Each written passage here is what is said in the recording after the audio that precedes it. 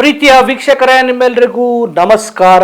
ನಾನು ಕೆಜೆ ಹಳ್ಳಿ ಸುರೇಶ್. ಧರ್ಮಸ್ಥಳ ಭಾಗದಲ್ಲಿ ಅನುಮಾನಾಸ್ಪದ ಸಾವುಗಳ ಪ್ರಕರಣಕ್ಕೆ ಸಂಬಂಧಪಟ್ಟ ಹಾಗೆ ಈಗ ಮಹತ್ವದ ಸ್ಟೋರಿ ಬಂದಿದೆ. ಸರ್ಕಾರ ರಚನೆ ಮಾಡಿದಂತ special investigation team SIT Belthangady ನ್ಯಾಯಾಲಯಕ್ಕೆ ಬರೋಬ್ಬರಿ 7,500 ಪುಟಗಳ ವರದಿಯನ್ನ ಕೊಟ್ಟಿದೆ. ಎಲ್ಲರೂ ಅತ್ಯಂತ ಕುತೂಹಲದಿಂದ ನಿರೀಕ್ಷೆಯಿಂದ ಏನಿದೆ ಸತ್ಯ ಸ್ಫೋಟಗೊಳ್ಳುತ್ತಾ, ಭ್ರಷ್ಟರು ಸಿಕ್ಕಾಕೊಳ್ತಾರ, ದುಷ್ಟರ ಕೈಗೆ ಕೊಳ ಬೀಳುತ್ತಾ, ಅಸಲಿಗೆ ಇದು ನಿಜವಾದ ಪ್ರಕರಣವಾ ಅಥವಾ ಸುಳ್ಳು ಪ್ರಕರಣವಾ, ಅಲ್ಲಿ ಏನಾಗಿತ್ತು, ಚಿನ್ನಯ್ಯ ಹೇಳಿದ್ದು ನಿಜಾನ, ಚಿನ್ನಯ್ಯ ತೋರಿಸಿದ ಸ್ಥಳಗಳಲ್ಲಿ ಸಿಕ್ಕಿದ ಮೂಳೆಗಳ್ಯಾವುವು, ಹೀಗೆ ಅನೇಕ ಪ್ರಶ್ನೆಗಳು ಜನರನ್ನ ಕಾಡ್ತಾ ಇದ್ವು. ಒಂದು ಕಡೆ ಸೌಜನ್ಯ ಹೋರಾಟ ನಡೀತಾ ಇದೆ. ಸೌಜನ್ಯ ಹೋರಾಟ ಸುಪ್ರೀಂ ಕೋರ್ಟ್ನ ಅಂಗಳದಲ್ಲಿದೆ. ಸೊ ಈ ಒಂದು ಪ್ರಕರಣದಲ್ಲಿ ಸತ್ಯಾಂಶಗಳು ಬಹಿರಂಗಗೊಂಡ್ರೆ ಸೌಜನ್ಯ ಹೋರಾಟಕ್ಕೂ ಒಂದಷ್ಟು ಚೈತನ್ಯ ಸಿಗುತ್ತೆ ಅಂತ ಜನ ನಿರೀಕ್ಷೆಯಿಂದ ಕಾಯ್ತಾ ಇದ್ರು. ಆ ನಿರೀಕ್ಷೆಗೆ ಈಗ ಜೀವ ಬಂದಂಗಾಗಿದೆ. ಈಗ SIT ತಂಡ ಬರೋಬ್ಬರಿ 7,500 ಪುಟಗಳ ವರದಿಯನ್ನ ನ್ಯಾಯಾಲಯಕ್ಕೆ ಒಪ್ಪಿಸಿದೆ. ಸ್ನೇಹಿತರೆ, ಇದರ ಎಲ್ಲ ಡೀಟೇಲ್ ಅನ್ನ ಕೊಡ್ತೀನಿ. ಅದಕ್ಕೂ ಮುಂಚೆ ನೀವಿನ್ನು ನಮ್ಮ ಈ ಚಾನಲ್ಗೆ ಸಬ್ಸ್ಕ್ರೈಬ್ ಅನ್ನ ಮಾಡ್ಕೊಳ್ತಾ ಇದ್ರೆ ಸಬ್ಸ್ಕ್ರೈಬ್ ಮಾಡಿ, ಲೈಕ್ ಮಾಡಿ, ಶೇರ್ ಮಾಡಿ, ನಿಮ್ಮ ಅಭಿಪ್ರಾಯಗಳನ್ನು ಕೂಡ ತಿಳಿಸಿ. ಸ್ನೇಹಿತರೆ, ಚಿನ್ನಯ್ಯ ಅನ್ನುವಂಥ ಈ ಮಾಸ್ಕ್ ಮ್ಯಾನ್ ನಾನು 1995 ಮತ್ತು ಅಲ್ಲಿಂದ 2014 ಆ ಒಂದು ಧರ್ಮಸ್ಥಳ ಭಾಗದ ಧಾರ್ಮಿಕ ಕೇಂದ್ರದಲ್ಲಿ ಕೆಲಸ ಮಾಡ್ತಾ ಇದ್ದೆ. ಸ್ವಚ್ಛತಾ ಕಾರ್ಯ ಮಾಡುವ ಕೆಲಸ ನನ್ನದು. ಸೊ ಇಂಥ ಸಂದರ್ಭದಲ್ಲಿ ನನಗೆ ಕೇಂದ್ರದಿಂದ ಕೆಲವರು ಸೂಚನೆಯನ್ನ ಕೊಡ್ತಾ ಇದ್ರು. ಕೆಲವು ದೇಹಗಳನ್ನ ದಫನ್ ಮಾಡಬೇಕು, ಹೂಳಬೇಕು ಅಂತ ಹೇಳ್ತಾ ಇದ್ರು. ಆ ಶವಗಳನ್ನ ನೋಡಿದ್ರೆ ಇವು ನ್ಯಾಚುರಲ್ ಡೆತ್ ಅಂತ ನನಗೆ ಅನ್ನಿಸ್ತಾ ಇರಲಿಲ್ಲ. ಜೊತೆಗೆ ಶಾಲಾ ಬಾಲಕಿಯರ ಶವವನ್ನು ಕೂಡ ಹೂತಿದ್ದೇನೆ. ಅದು ಬ್ಯಾಗ್ ಸಮೇತ, ಶಾಲೆಗೆ ಹೋಗುತ್ತಿರುವ ಒಂದು ಶಾಲಾ ಪಠ್ಯದ ಬ್ಯಾಗ್ ಸಮೇತ ಹೂತಾಕಿದ್ದೇನೆ ಅನ್ನುವಂಥ ಹೃದಯ ವಿದ್ರಾವಕ, ಎಲ್ಲರನ್ನೂ ಅಚ್ಚರಿಗೊಳಿಸುವ ಆಘಾತಕಾರಿ ವಿಷಯಗಳನ್ನ ಒಳಗೊಂಡ ಸವಿಸ್ತಾರವಾದ ವಿಚಾರಗಳನ್ನ ಪತ್ರದ ಮುಖೇನ ಬರೆದು ಚಿನ್ನಯ್ಯ ಸುಪ್ರೀಂ ಕೋರ್ಟ್ಗೂ ಸಲ್ಲಿಸಿದ್ರು, ಜೊತೆಗೆ ಸರ್ಕಾರಕ್ಕೂ ಸಲ್ಲಿಸಿದ್ರು, ನ್ಯಾಯಾಲಯಕ್ಕೂ ಸಲ್ಲಿಸಿದ್ರು. ಯಾವಾಗ ಈ ವಿಚಾರ ದೊಡ್ಡ ಮಟ್ಟಕ್ಕೆ ಸದ್ದಾಗತ್ತೆ, ಇದರ ಗಂಭೀರತೆಯನ್ನು ಅರ್ಥ ಮಾಡಿಕೊಂಡಂತಹ ಮಹಿಳಾ ಆಯೋಗ ರಾಜ್ಯ ಸರ್ಕಾರಕ್ಕೊಂದು ಪತ್ರ ಬರೀತತೆ. ಈ ಚಿನ್ನಯ್ಯನ ಚಿನ್ನಯ್ಯನ ಈ ಪತ್ರವನ್ನ ಓದಿದ್ರೆ ತುಂಬಾ ಶಾಕ್ ಆಗತ್ತೆ.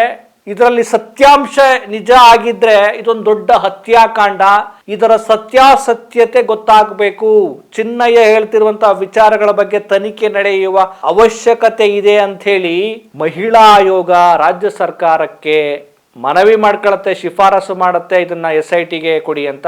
ಮಹಿಳಾ ಆಯೋಗದ ಮನವಿಯನ್ನ ಅಥವಾ ಆಗ್ರಹವನ್ನ, ಶಿಫಾರಸನ್ನ ಅರ್ಥ ಮಾಡಿಕೊಂಡ ರಾಜ್ಯ ಸರ್ಕಾರ ಚಿನ್ನಯ್ಯನ ಪತ್ರದ ನಿಗೂಢ ಸಾವುಗಳ ವಿಚಾರಣೆಯನ್ನು ನಡೆಸಲು, ತನಿಖೆ ನಡೆಸಲು SITಯನ್ನು ರಚನೆ ಮಾಡುತ್ತೆ. ಪ್ರಣವ್ ಮೊಹಂತಿ ಅವರ ನೇತೃತ್ವದ ತಂಡ ಧರ್ಮಸ್ಥಳಕ್ಕೆ ಭೇಟಿ ಕೊಡುತ್ತೆ. ಅಲ್ಲಿ ಚಿನ್ನಯ್ಯ ಎಲ್ಲೆಲ್ಲಿ ತೋರಿಸ್ತಾನೆ ಅಲ್ಲೆಲ್ಲ ಕೂಡ ಅಗೆದು, ಭೂಮಿಯನ್ನು ಅಗೆದು, ಗುಂಡಿಯನ್ನು ತೋಡಿ ಸಿಕ್ಕಂತಹ ಶವ, ಮೂಳೆಗಳು, ಅಸ್ಥಿ ಪಂಜರಗಳು, ಬುರುಡೆಗಳು ಎಲ್ಲವನ್ನು ಕೂಡ ಕಲೆಕ್ಟ್ ಮಾಡ್ತಾರೆ. ಜೊತೆಗೆ ಚಿನ್ನಯ್ಯ ಕೂಡ ಪತ್ರದ ಜೊತೆ ಒಂದು ಬುರುಡೆಯನ್ನು ಕೂಡ ತಂದಿದ್ದ. ಆ ಬುರುಡೆ ಸುಳ್ಳು ಅಂತ ಅನ್ನೋದಕ್ಕಾಗಲ್ಲ. ಇದು ಬುರುಡೆ ಪ್ರಕರಣ ಅಂತ ಒಂದಷ್ಟು ಮಾಧ್ಯಮಗಳು ಏನು ಲಭೋ ಅಂತ ಬಾಯ್ ಬಡ್ಕೊಂಡು ಬುರುಡೆ ಪ್ರಕರಣ ನೋಡಿ ಬುರುಡೆ ಪ್ರಕರಣ ಅಂದು. ಆದ್ರೆ ಬುರುಡೆ ಯಾರದ್ದು? ಆ ಬುರುಡೆ ಅಂತ ಏನ್ ಸುಳ್ಳು? ಆ ಬುರುಡೆ ಏನ್ ಸುಳ್ಳೇನಲ್ವಲ್ಲ, ಅದು ಬುರುಡೆ ಅಲ್ವಾ? ಹಾಗಿದ್ರೆ ಅದು ಯಾರ್ದೋ ಒಂದು ಬುರುಡೆ ಆಗಿರ್ಬೇಕಲ್ಲ. ಆ ಬುರುಡೆ ಯಾರದ್ದು ಅನ್ನೋದು ಕೂಡ ಗಂಭೀರತೆಯನ್ನು ಅರ್ಥ ಮಾಡ್ಕೋಬೇಕಾಗಿತ್ತು ಒಂದಷ್ಟು ಮಾಧ್ಯಮಗಳು. ಏನ್ ಬಾಯ್ ಬಡ್ಕೊಂಡಿದ್ದು, ಅಲ್ಲಿ ಸಿಗ್ಲಿಲ್ಲ ಮೂಳೆ, ಇಲ್ಲಿ ಸಿಗ್ಲಿಲ್ಲ ಮೂಳೆ, ಅಲ್ಲಿ ಇದು ಸಿಗ್ಲಿಲ್ಲ, ಅಲ್ಲಿ ಇದು ಸಿಗ್ಲಿಲ್ಲ. ಏನ್ ನಿಮಗೇನು SIT ಅವರೆಲ್ಲ ರಿಪೋರ್ಟ್ ಅನ್ನು ಕೊಟ್ಬಿಡ್ಬೇಕಾ ಮೀಡಿಯಾದವರಿಗೆ? ಅಲ್ಲಿ ಇದೆಯಾ ಅಂತೇಳಿ. ಈ ಮೀಡಿಯಾದವರು ಮಾಡ್ಬೇಕಾಗಿದ್ದೇನು ಅಂದ್ರೆ, ಈಗ ಅಂತಿಮ ವರದಿ ಬಂತಲ್ಲ, ಅದಕ್ಕೂ ಮುಂಚೆ ಅಂತಿಮ ವರದಿ ಯಾವಾಗ ಕೊಡ್ತೀರಾ, ಯಾವಾಗ ಬಹಿರಂಗ ಮಾಡುತ್ತೆ ರಾಜ್ಯ ಸರ್ಕಾರ ಅಂತ ಕೇಳಬೇಕಾಗಿತ್ತು. ಅದನ್ನು ಕೇಳಲಿಲ್ಲ. ಕೊನೆಗೆ SIT ಕೊಟ್ಟಿದೆ.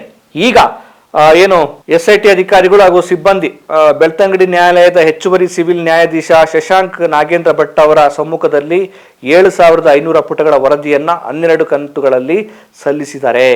ಜೊತೆಗೆ ಈ ಸಂದರ್ಭದಲ್ಲಿ ಏನೇನು ಸಿಕ್ಕಿದಾವೆ, ಏನು ಎವಿಡೆನ್ಸ್ಗಳು, ಸಾಕ್ಷ್ಯಾಧಾರಗಳು ಮತ್ತು ಅಸ್ಥಿಪಂಜರಗಳು ಎಲ್ಲವನ್ನು ಕೂಡ ಆ ಒಂದು ದಾಖಲೆ ಸಮೇತ ನ್ಯಾಯಾಲಯಕ್ಕೆ ಒಪ್ಪಿಸಿರುವಂಥದ್ದು. ಜೊತೆಗೆ ಚಿನ್ನಯ್ಯನು ಕೂಡ ಏನು ನಿನ್ನೆ ನ್ಯಾಯಾಲಯಕ್ಕೆ ಹಾಜರಾಗಿದ್ರು. ಈಗ ಕುತೂಹಲ ಇರುವಂಥದ್ದೇನು ಅಂದರೆ, ಈ ಸೌಜನ್ಯ ಹೋರಾಟಗಾರರು ಮತ್ತು ಎಲ್ಲ ಪ್ರಜ್ಞಾವಂತ ಜನರು ಕೇಳೋದೇನು ಅಂದರೆ, ನ್ಯಾಯಾಲಯಕ್ಕೆ SIT ವರದಿಯನ್ನು ಒಪ್ಪಿಸಲಾಗಿದೆ. ಚಿನ್ನಯ್ಯ ಇಂಥದ್ದೊಂದು ಹತ್ಯಾಕಾಂಡ ನಡೆದಿದೆ, ಇಂಥ ಶವಗಳನ್ನೆಲ್ಲ ಹೂತಿದ್ದೀನಿ, ಅವೆಲ್ಲ ನಿಗೂಢ ಸಾವುಗಳು ಅಂತ ಹೇಳಿದ್ದ, ಆಮೇಲೆ U-ಟರ್ನ್ ಹೊಡೆದಿದ್ದ.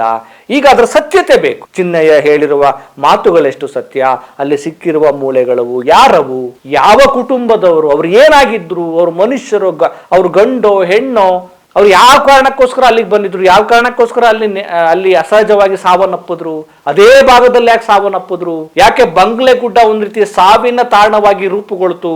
SIT ವಲಯದಿಂದನೇ ಬಂತು ಈ ವಿಚಾರ. ಬಂಗ್ಲೆ ಗುಡ್ಡ ತುಂಬಾ ಎತ್ತರದ ಪ್ರದೇಶ, ಅಲ್ಲಿ ಅತಿ ಹೆಚ್ಚು ಶವಗಳನ್ನ ಹೂಳಲಾಗಿದೆ ಅನ್ನುವಂಥ ವಿಚಾರಗಳು ತಿಳಿದು ಬಂದಿದ್ದಾವೆ. ಯಾಕೆ ಅಷ್ಟು ಎತ್ತರಕ್ಕೆ ಹೋಗಿ ಅಪರಿಚಿತ ಶವಗಳನ್ನು ಅಲ್ಲಿ ಹೂಡಲಾಗಿತ್ತು, ಮತ್ತು ಈ ಶವಗಳನ್ನು, ಅಪರಿಚಿತ ಶವಗಳನ್ನು, ಅನುಮಾನಾಸ್ಪದ ಶವಗಳನ್ನು ದಫನ್ ಮಾಡುವಾಗ, ಅಂತ್ಯ ಸಂಸ್ಕಾರ ಮಾಡುವಾಗ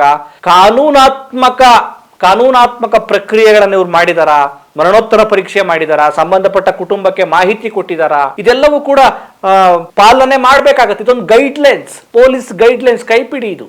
ಇಲ್ಲಿ ಎಷ್ಟು ನಿರ್ಲಕ್ಷ್ಯ ಮಾಡಲಾಗಿದೆ, ಇಲ್ಲೆಷ್ಟು ಲೋಪಗಳಾಗಿದ್ದಾವೆ, ಇದರಲ್ಲಿ ಯಾರ ಪಾತ್ರ ಇದೆ, ಯಾರ ಕೈವಾಡ ಇದೆ, ಯಾವ ಗ್ಯಾಂಗ್ ಇದರಲ್ಲಿದೆ, ಯಾವ ಕಾರಣಕ್ಕೋಸ್ಕರ ಈ ರೀತಿ ಮಾಡಿದ್ರು, ಎಷ್ಟು ವರ್ಷಗಳಿಂದ ಮಾಡಿದ್ರು, ಎಷ್ಟು ಜನಗಳು ಈ ರೀತಿ ಹತ್ಯಾಕಾಂಡದಲ್ಲಿ ಭಾಗಿಯಾಗಿದ್ದಾರೆ, ಇದು ನಿಜನಾ ಸುಳ್ಳ, ಎಲ್ಲವೂ ಕೂಡ ಈಗ SIT ವರದಿಯ ಕಡತಗಳಲ್ಲಿ ಅಡಕವಾಗಿದೆ. ಅದು ಈಗ ಬಹಿರಂಗಗೊಳ್ಳಬೇಕು.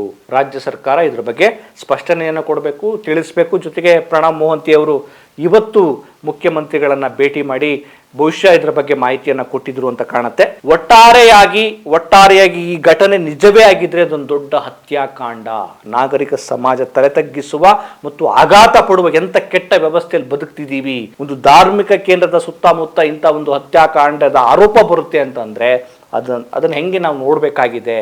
ಜೊತೆಗೆ ಈ ಸತ್ಯಗಳು ಬಹಿರಂಗಗೊಳ್ಳಬೇಕು, ಮತ್ತೆ ತಮ್ಮನ್ನ ಕಳೆದುಕೊಂಡವರ ಕುಟುಂಬಗಳಿಗೆ ಸಾಂತ್ವನ ಸಿಗಬೇಕಾಗಿದೆ, ಮತ್ತು ಅಲ್ಲಿ ನಿಗೂಢವಾಗಿ ಸಾವನ್ನಪ್ಪಿದವರು ಯಾರು ಅನ್ನೋದು ಕೂಡ ಬೆಳಕಿಗೆ ಬರಬೇಕು. ಒಟ್ಟಾರೆ ಸತ್ಯವನ್ನ ಬಹಿರಂಗಗೊಳಿಸೋ ಕೆಲಸವನ್ನ ರಾಜ್ಯ ಸರ್ಕಾರ ಮತ್ತು ನ್ಯಾಯಾಲಯಗಳು ಮಾಡಲಿ ಅನ್ನುವಂಥ ಆಶಯದೊಂದಿಗೆ ಈ ಚರ್ಚೆ ಇಲ್ಲಿಗೆ ನಿಲ್ಲಿಸ್ತೀನಿ. ನಮಸ್ಕಾರ.